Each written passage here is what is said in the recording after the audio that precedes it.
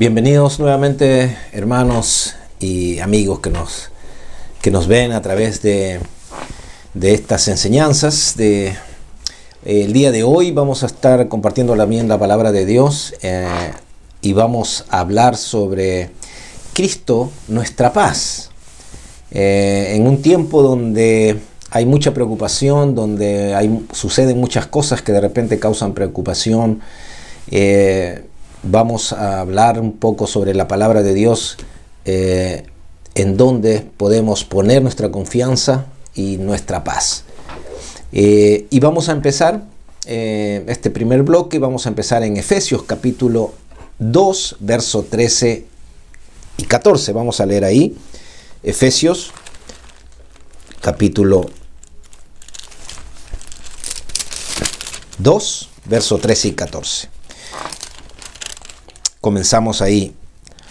Y dice la palabra de Dios: pero ahora en Cristo Jesús, vosotros que en otro tiempo estabais lejos, habéis sido hechos cercanos por la sangre de Cristo.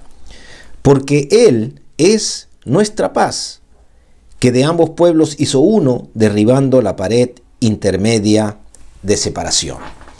Ahí lo que quiero resaltar en estos versículos, que dice que nosotros que habíamos estado lejos de Dios y ahora es en otro tiempo, ahora hemos sido hechos cercanos por la sangre de Cristo, porque Él es nuestra paz.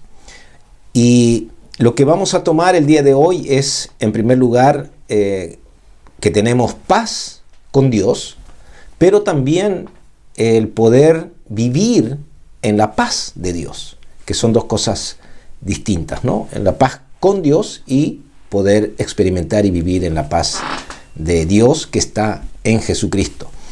Y en Juan capítulo 16, podemos ir ahí también, Juan capítulo 16, ahí en este capítulo el Señor está hablándoles a sus discípulos y haciéndoles ver que vendría persecución sobre ellos, que vendrían cosas difíciles para ellos por causa de su fe, ¿no? Él les había enseñado, había estado con sus discípulos durante 3 años, pero aquí el Señor les está diciendo que iba a venir persecución sobre ellos, ¿no? Y todas las cosas que Él les había enseñado y que les había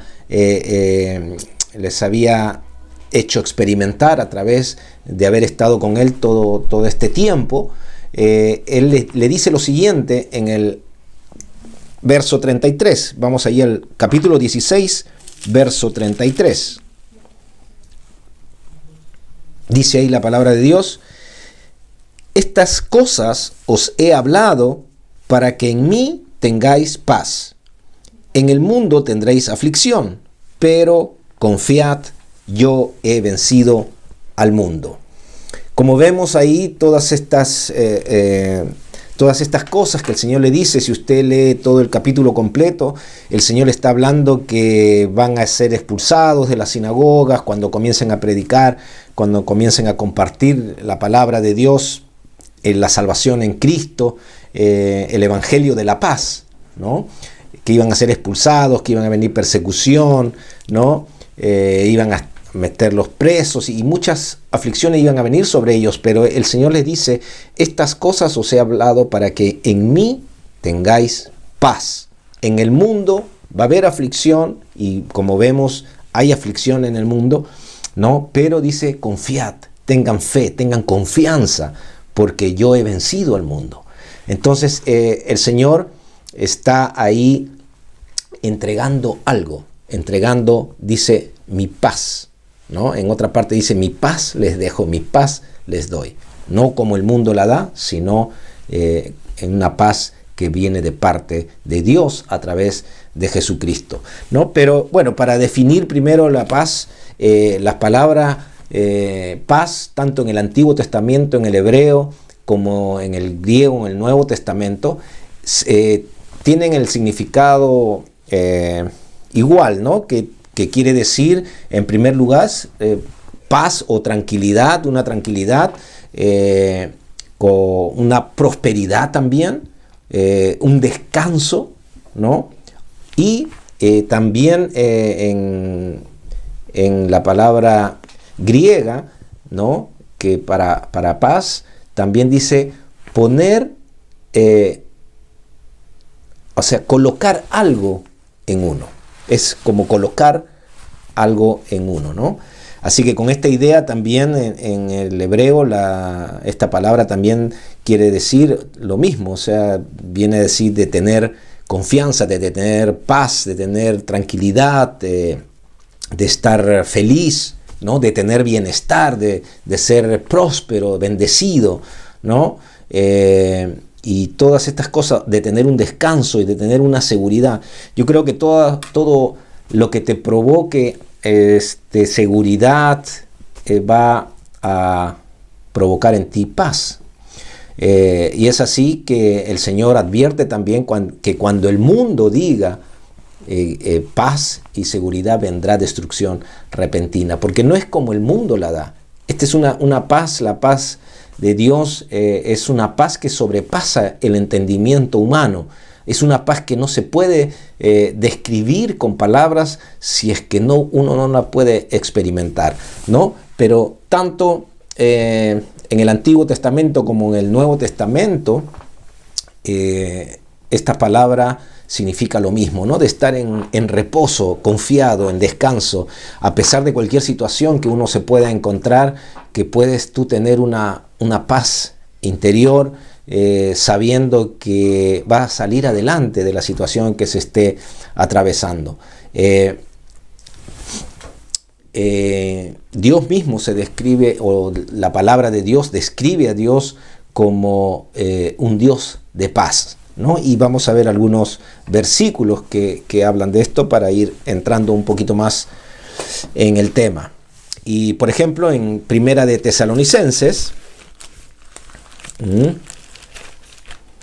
Primera de Tesalonicenses, podemos leer ahí.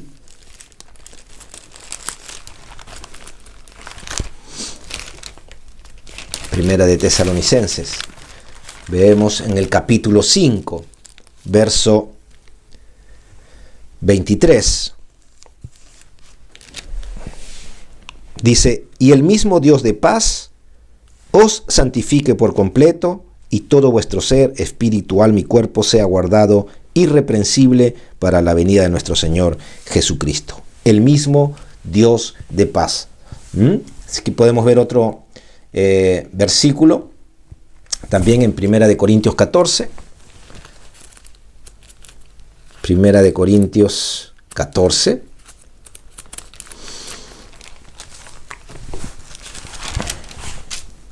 Verso 33. Dice: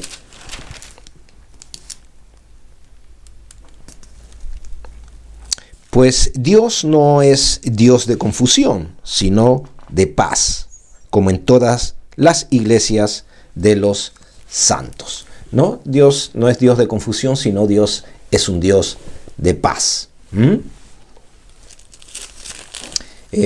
Otro versículo podemos ver en Filipenses también. Filipenses capítulo 4.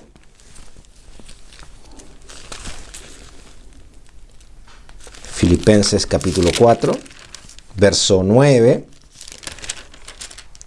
Dice: lo que aprendisteis y recibisteis y oísteis y visteis en mí, esto haced, y el Dios de paz estará con vosotros, ¿no? Así que como vemos, Dios, la palabra describe a Dios, los discípulos reconocían a Dios como un Dios de paz. Segunda de Tesalonicenses también vamos a ver ahí. Podemos ver segunda de Tesalonicenses, capítulo 3, verso 16. Dice: y el mismo Señor de paz os dé siempre paz en toda manera. El Señor sea con todos vosotros, ¿no? Entonces, ahí vemos cómo la palabra describe a Dios como un Dios de paz, ¿no? Dice: el Señor de paz os dé paz en toda manera. ¿no? O sea, hay muchas maneras que el Señor nos puede entregar la paz que necesitamos, ¿no? Así que como vemos, la palabra va describiendo, ¿no? A Dios como un Dios de paz. Vemos también que los saludos y las despedidas en las cartas también hacía alusión a que la paz de Dios esté con vosotros. Cada vez que eran instruidos en algo, dice, la paz de Dios esté con ustedes. O sea, vemos que hay paz, hay una paz de Dios que sobrepasa el entendimiento humano, que la podemos recibir todos aquellos que hemos creído, que la recibimos, mejor dicho, todos aquellos que hemos recibido al Señor, ¿no? Ahora, en el Antiguo Testamento, en el Antiguo Pacto, la paz estaba relacionada con lo exterior. ¿Por qué? Porque siempre estaba relacionada con cumplir la ley y para poder tener paz con los enemigos, poder tener paz en sus alimentos, no habían preocupaciones y esas cosas. O sea, la relación estaba en hacer cosas para poder vivir en paz con relación a los enemigos que vivían alrededor, ¿no? Así que todos los sacrificios que se hacían,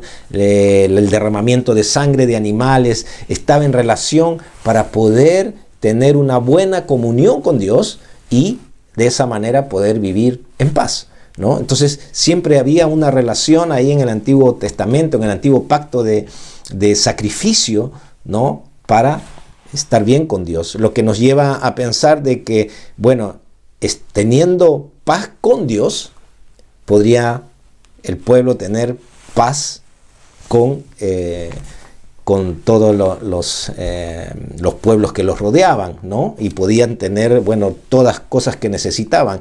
Y parece que esta manera de ver las cosas en el Antiguo Testamento, en el Antiguo Pacto, nos hace pensar siempre que hay un Dios que está ahí enojado, esperando que nosotros fallemos para hacer algo en contra. Bueno, fallaste, bueno, y ahora comienzas a perder la paz porque viene una consecuencia, o viene un castigo, o viene un pago. Esa era la mentalidad que tenían en el Antiguo Testamento, pero hay algo que en el Antiguo Testamento no podían recibir de Dios, y que era que, y esto me voy a detener aquí un poco en explicar, es que el problema del hombre en su relación con Dios desde un principio era la naturaleza de pecado que había en el hombre. El hombre no se podía relacionar con Dios, entonces Dios le da las leyes para que puedan acercarse a Él de alguna manera.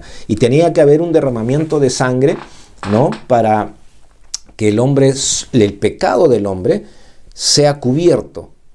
Y de esa manera, al ser cubierto, pueda tener y recibir de Dios, ¿no? Y en ese momento poder obtener paz. Pero el problema mayor era que el hombre estaba sujeto o esclavo del pecado. Entonces no podía ser libre de pecado. No podía, porque saliendo de ofrecer su sacrificio y de hacer sus rituales y todas las ofrendas que se hacían, pasando ese momento, el hombre volvía a caer, volvía a pecar, y obviamente que se hacía culpable nuevamente. Entonces había en ese momento culpa sobre el hombre, y esa culpa lo tenía atado, ¿no?, a lo que es el pecado. Entonces no había la capacidad en el hombre de hacer algo para poder ser libre del pecado. Ahora nosotros vamos a encontrar en la palabra de Dios que Dios hace una diferencia. Cuando Pablo explica en la carta de los Romanos, hace una diferencia de lo que es el pecado y de lo que son los pecados, ¿no? Entonces vamos a desarrollar un poco esta parte, ¿no? Pero vamos a ver primero unos versículos en Hebreos para poder entrar a explicar esto, ¿no? Y está en Hebreos capítulo 10. Hebreos capítulo 10. El verso 1 y 2. Dice, porque la ley, teniendo la sombra de los bienes venideros, no la imagen misma de las cosas, nunca puede, por los mismos sacrificios que se ofrecen continuamente cada año, hacer perfectos a los que se acercan.